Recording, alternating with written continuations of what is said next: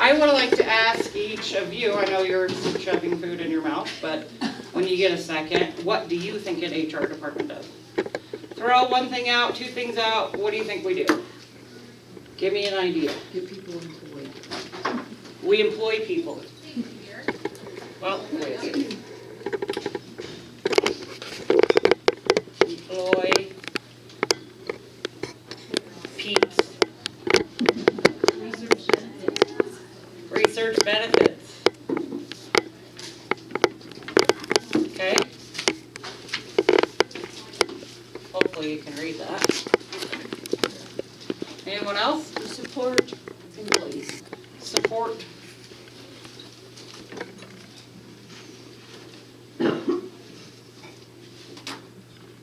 Okay, anything else? I totally messed up that key, but. Keep track of licensing. Yep. So what we call that is verify or primary source verification. So let's do certification verification. So how about some other things? I mean, these are clear ones. Everybody knows an HR department is supposed to do these things, and we do. But sometimes we're a lot like lawyers, and we get a bad rap, and we always have this black cloud above our heads, right? So some people would say, what does HR department do? That would maybe not. Job descriptions, policies. Okay, job description and policies. Yes. Okay, so someone said what, fire people? Mm-hmm. Okay. Whoops. Oh, for Pete's sake.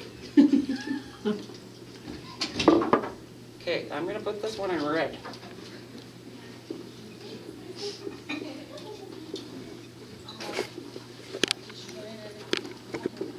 Okay, what else? Recruitment. Yep, so that would be employ peeps, recruit. Okay, Discipline. okay. Is it SCI? SCI. Discipline. Performance reviews. Performance reviews.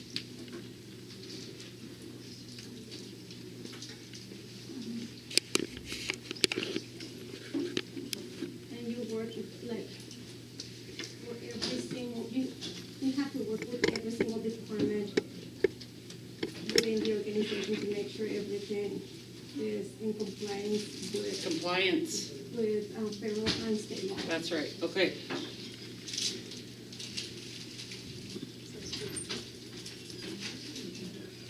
Okay, so all of these things in green are true. We do all of these things. Now, I'm just gonna touch on this a little bit and you guys can start passing those around. So I've always said that I don't fire people, people fire themselves. I only do the paperwork. So we are an at-will state, Wyoming is, and we have always been an at-will employer. What that means is that Mary Ann can look at me sideways and I could fire her for that. But, yeah, but that's absolutely not how we do that, and we don't roll like that. So everybody's heard of a corrective action process, right? It's explained a little bit just in this little tiny handout that I did, but we also have a policy on it. It currently is in the handbook, but we're in the process of revising all of those policies, and that's what this is right here. So if you go to policy stat now, they're kind of all over the place. You don't exactly know where to pull your HR policies or your employee policies. We have a handbook that we're working off of. I want to say that it was probably created in 2006 and a little bit of revision was done in 2011.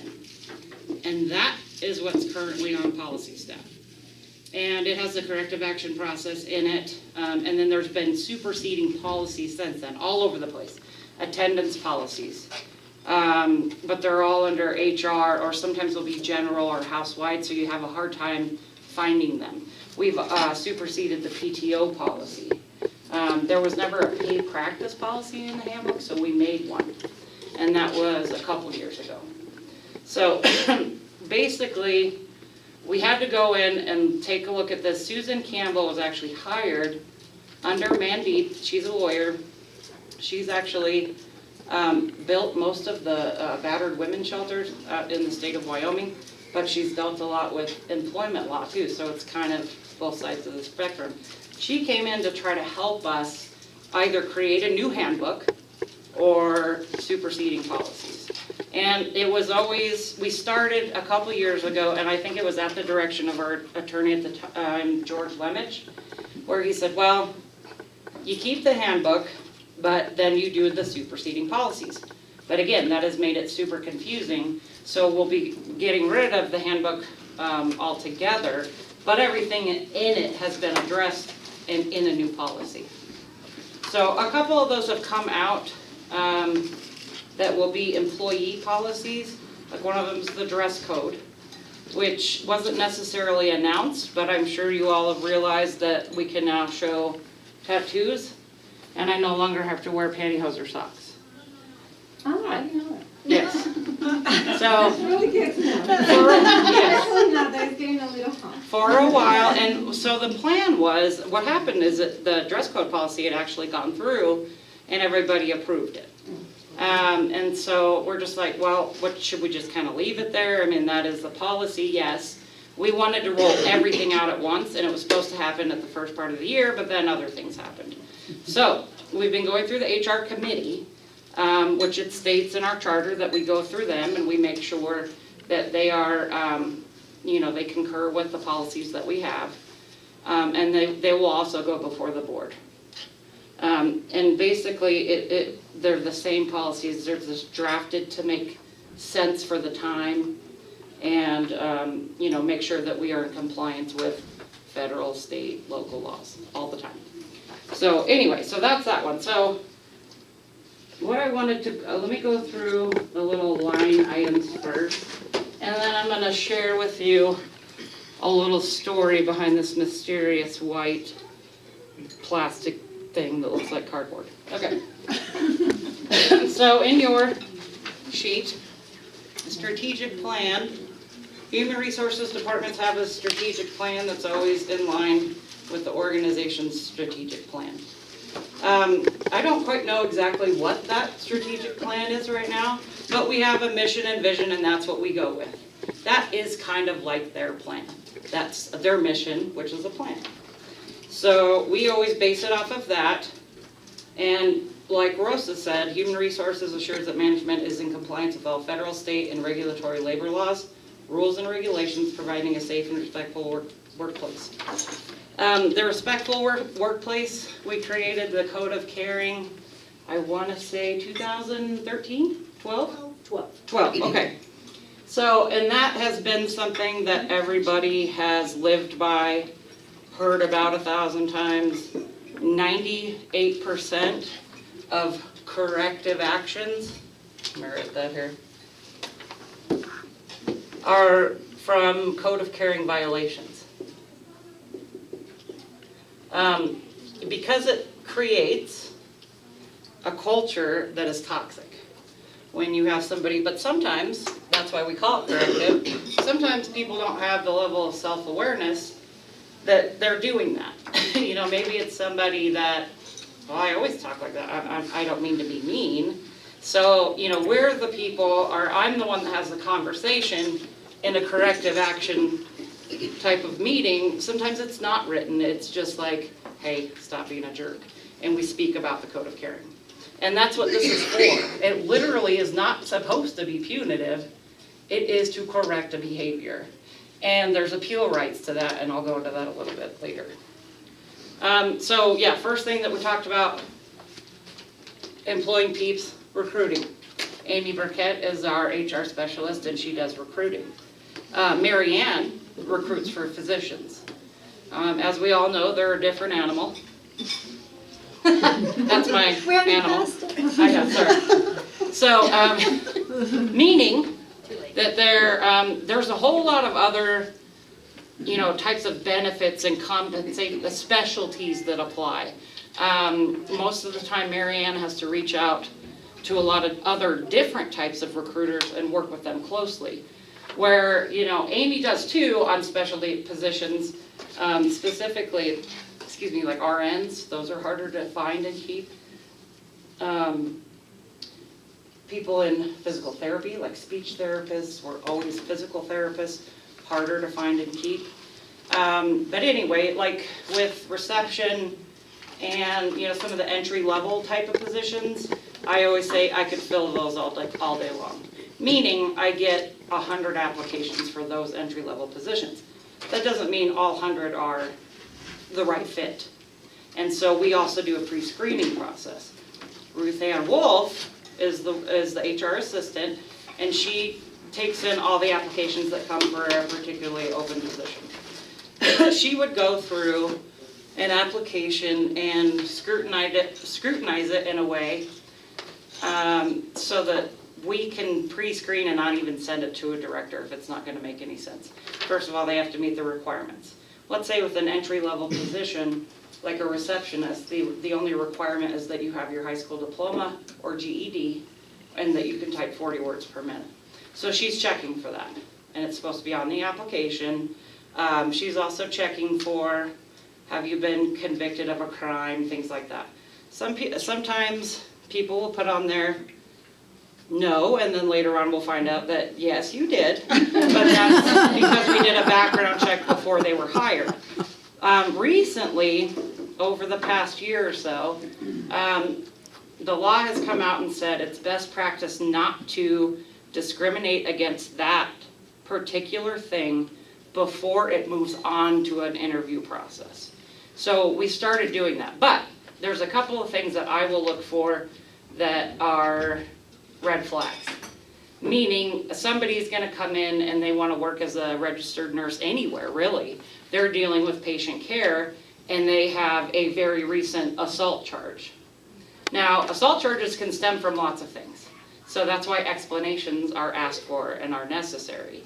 With RNs and their certifications and their licensure, if they ever get arrested and charged with things like that, it also attaches to their license. And we have to then we have to get with the CNO, which would be Christy Nielsen at this time, and say, we've got this RN, I know that you want to bring her in, but she has this stipulation on her license where she's going to have to be monitored more closely. Do we have the adequate staff to do that? And that's our responsibility to make sure that we can do that. And we've had this before, and things happen. DUIs and things like that, nothing assault-wise, but so we try to stay as objective as possible and push those through to the interview process and have the director doesn't get to see, so what are some of the things that we don't let them see? If they fill out a ethnicity, thank you, ethnicity page, which is attached to the application, they don't have to. But we also use it once they're employed. We can ask for it once they're employed, but not before. And we don't send that to the directors. They're not allowed to see that. Date of birth, social security numbers, anything like that. It's all blacked out, whited out, whatever, or just kept completely out and sent to the director.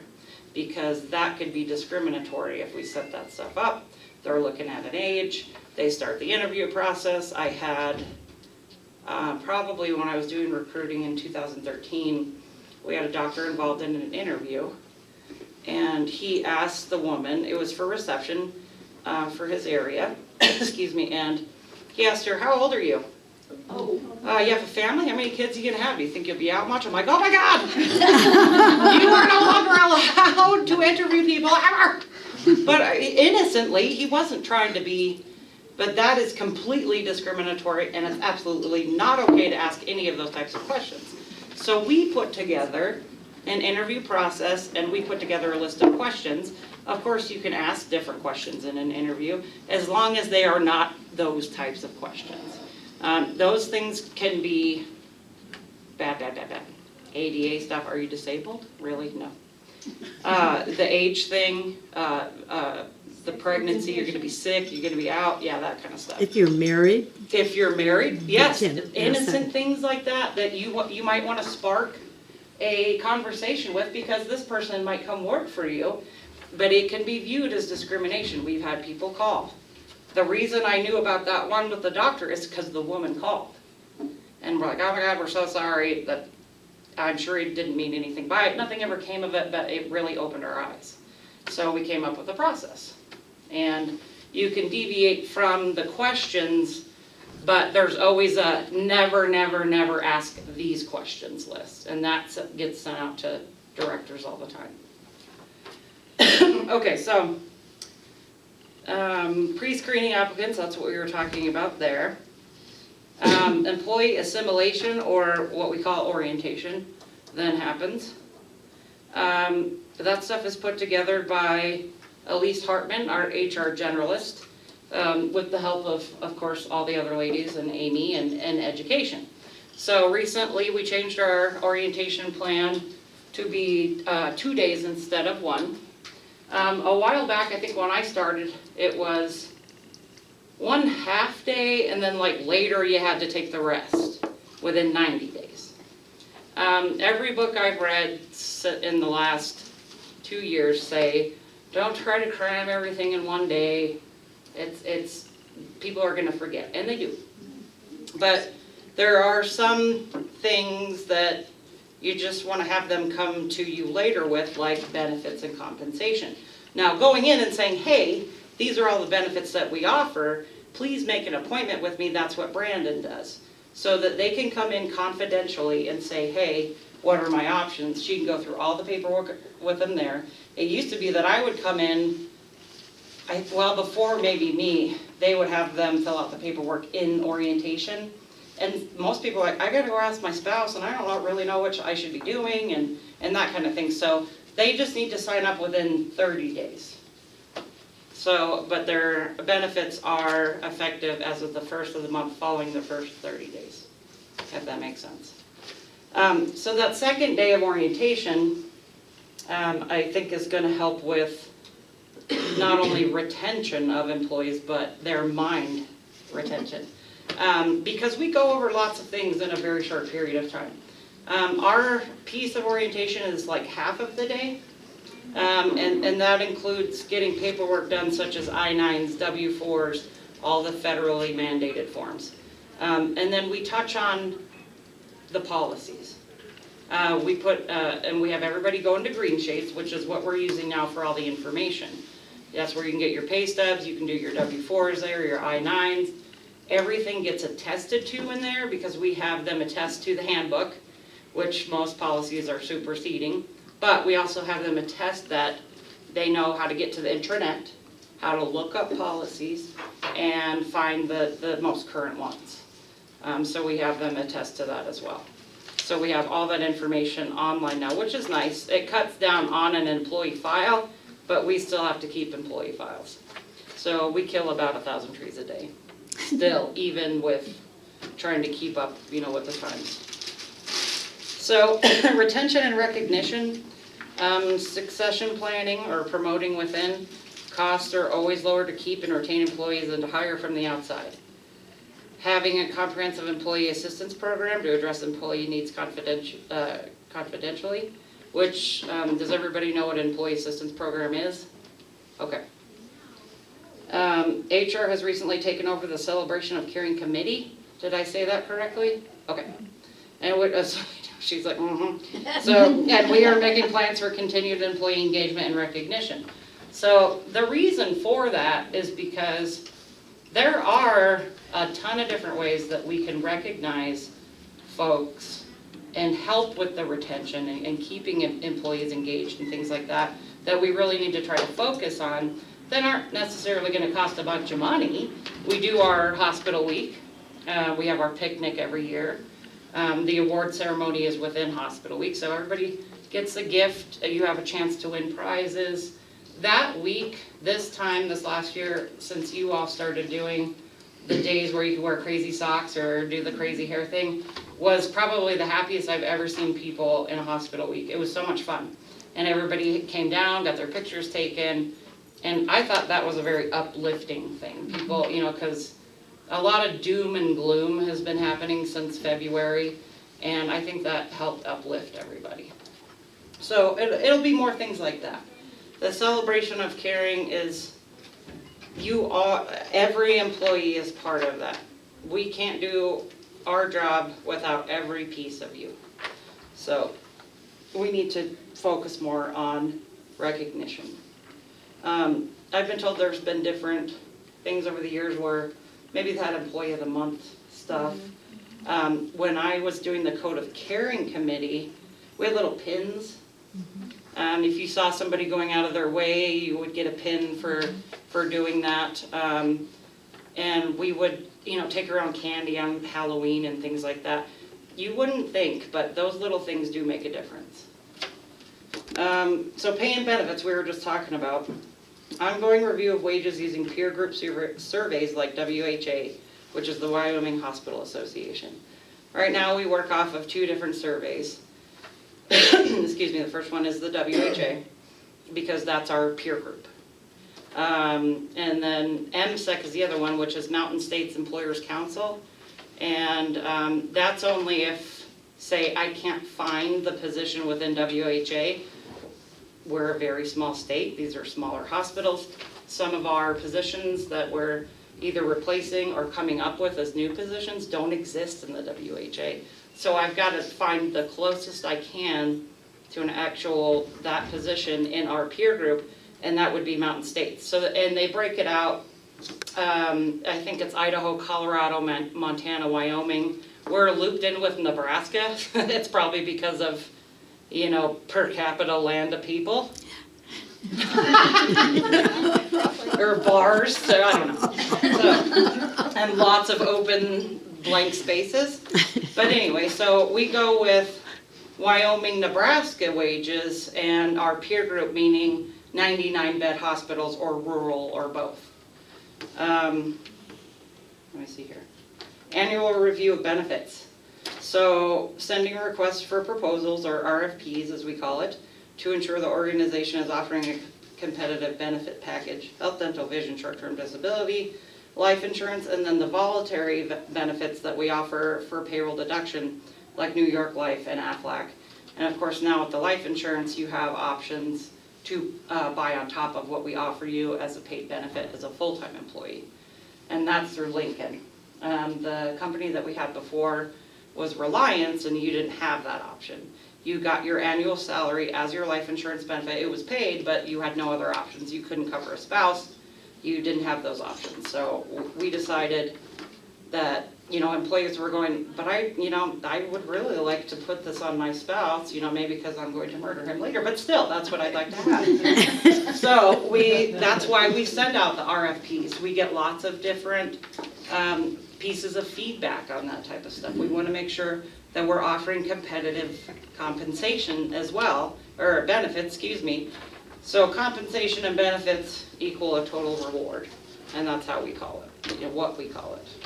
Pay practice policies are reviewed to comply with FLSA, which is the Fair Labor and Standards Act, and wage and hour division. So, those are all the posters by the time clock that says you must make $7 an hour at least, and you have to be paid for overtime after 40 hours in a week that you work.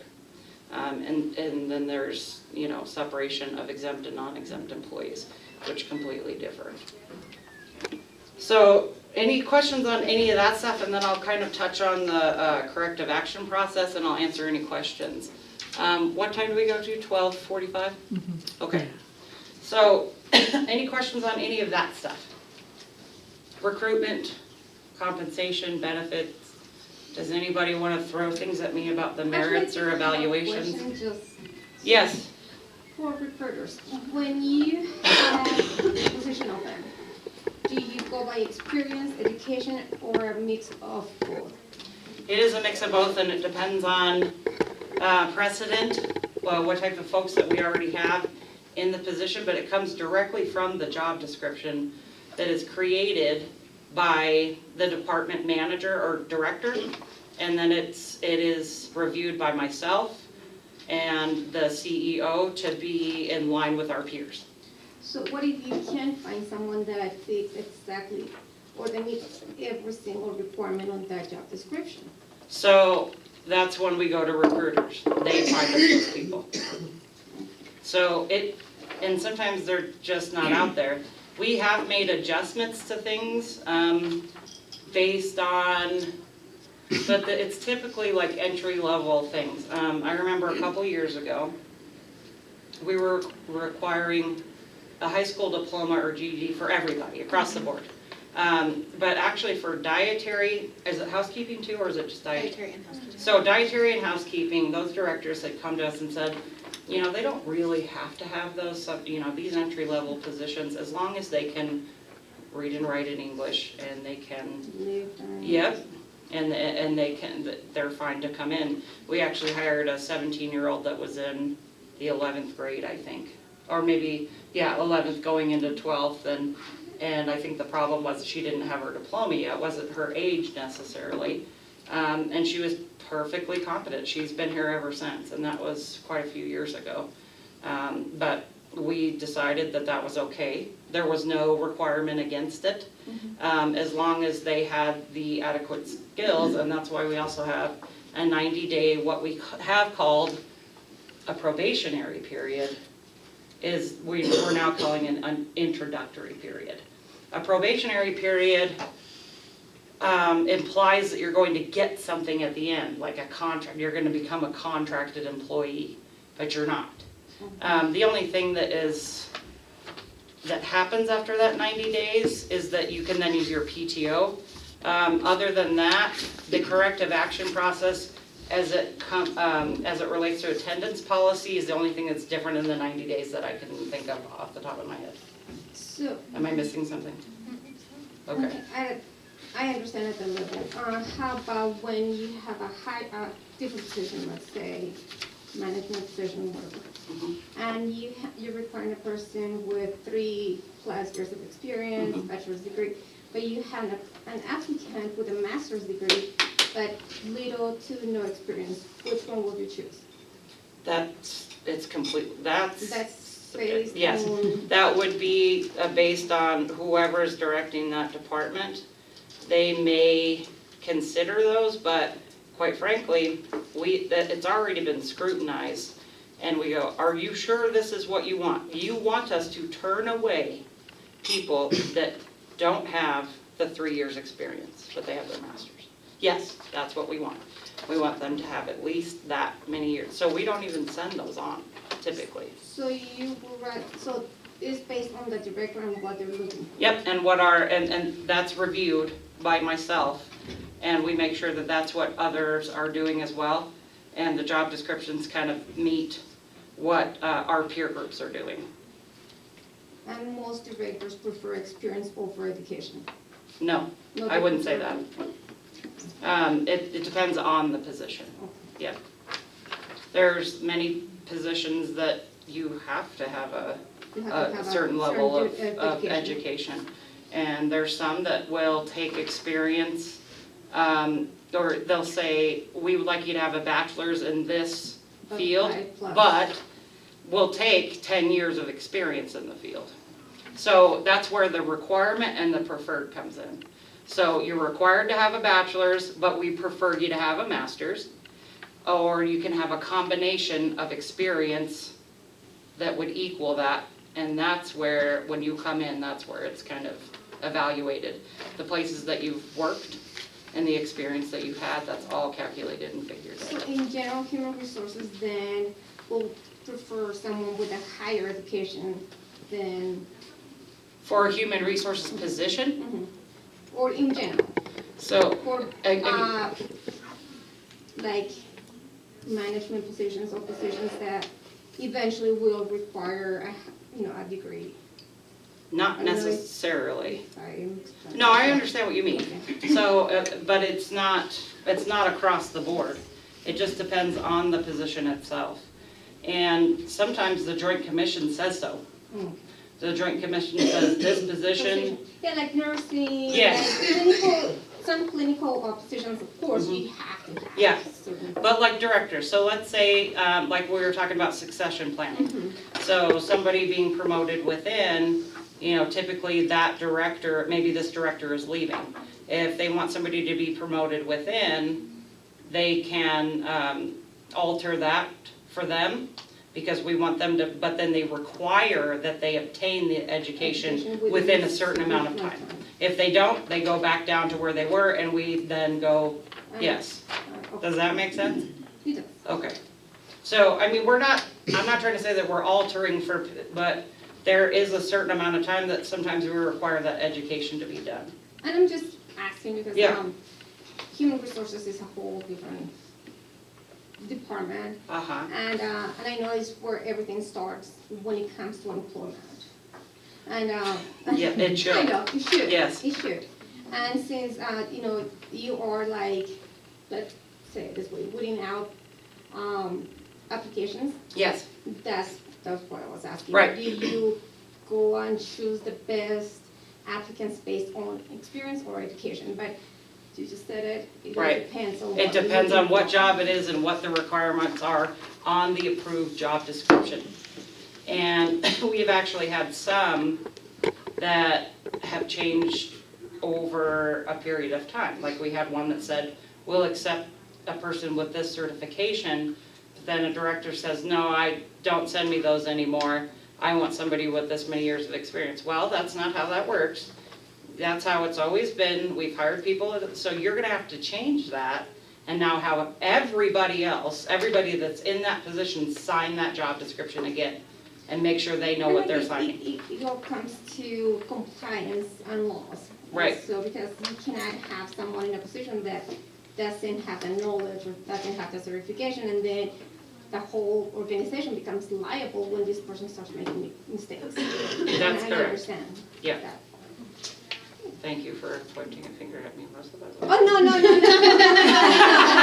I'm Only teasing. I Yeah. that should that. No, that's absolutely right. So But- that's another Yeah, reason no, why. but the reason why I'm asking again is like, I want to get like the general idea on how, not just the hospital HR department works, but any HR department. Mhm. So How this they is go about it. typically, this is the first time I've ever worked in a hospital in HR.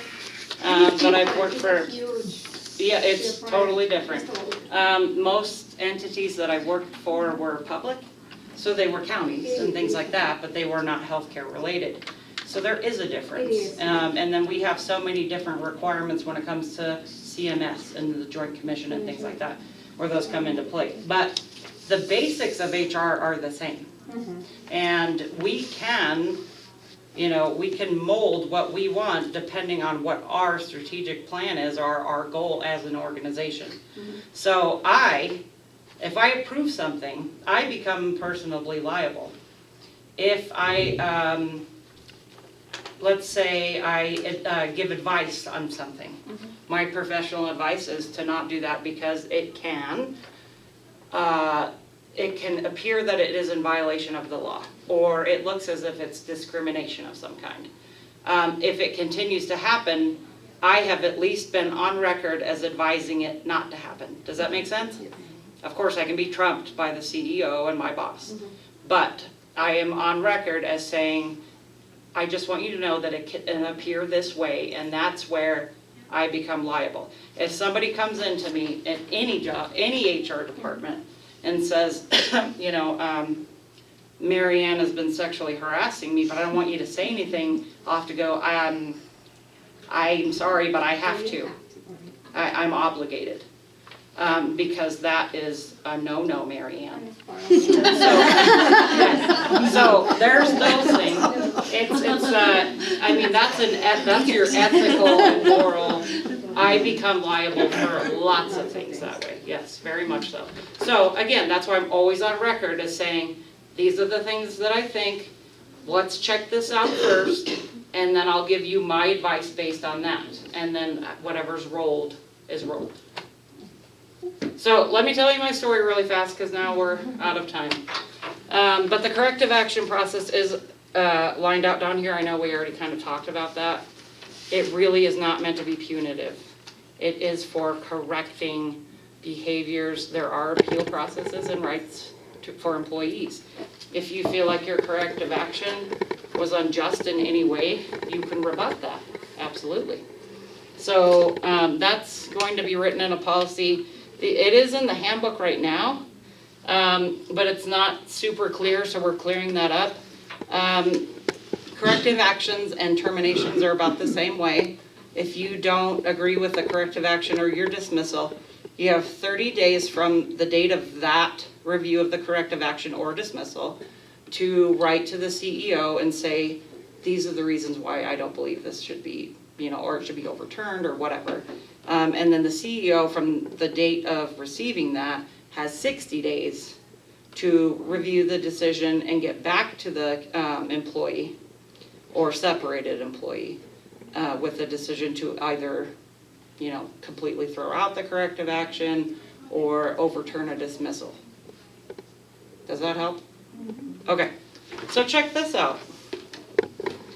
So this is probably not appropriate, but the story is, this was in February of 2016. So that was a month after I became HR director. Somebody in the organization sent me this picture. And I was like, well, that's really rude. And I was like, what do they mean? Like, I started to, it bothered me. And so management, I thought, okay, so do they mean me? And basically, this is saying that management is on the board here, but their best employee is the one holding them up, but they've got a gun to their head. And this is really not how this rolls. In HR, we're actually right here. Okay, and I've got my foot here, and I've got my bigger foot there. I have a big foot, this one. So, and this is my curly hair. I'm not saying that our management does this, but that's what I explained. The only way that I could explain to that employee at the time is, I was like, no, this is not, I said, that's why I'm here. I have the best interests of the employee in mind all the time, and of course, federally regulated things. I am protecting the organization from things that the employee may feel are discriminatory or against the law. That's why I exist. That's why the HR department exists. As a whole, obviously there's a ton of other things that we do, but we are here for dispute resolution. I am a unbiased, completely third party. Your manager or director can sometimes maybe you feel like you can't talk to them. Obviously, we encourage you to go to your leader, supervisor, whatever, but if you feel you can't do that, or if you have a very sensitive situation, that's why I'm here. So I can take care of that. I do mediation and things like that and make sure, but I am also mentoring this person, your directors and leaders at the same time. I recently started doing like a leadership mentor type thing. It's very informal right now, but I'm trying to formalize a process where a new leader has come into the organization or somebody's been promoted to leader in the organization. I sit with them for about an hour. We go over a model of leadership styles that we had learned when we went to a leadership training. And then we kind of talk about strengths and weaknesses and how, some people need sugar coating more than others, and how to deal with what you perceive as difficult people. I've been to seminars that say how to deal with difficult people, but I am also a difficult person to somebody else. So that's what I'm trying to teach management at the same time. So I've got to mentor them and keeping their best interests in mind. And just like firing people, I never, ever, ever, that I can ever remember, have recommended a dismissal from a manager coming down. That's it, I've had it with Ruth Ann, she's done, I'm firing her. I'm going, whoa, why?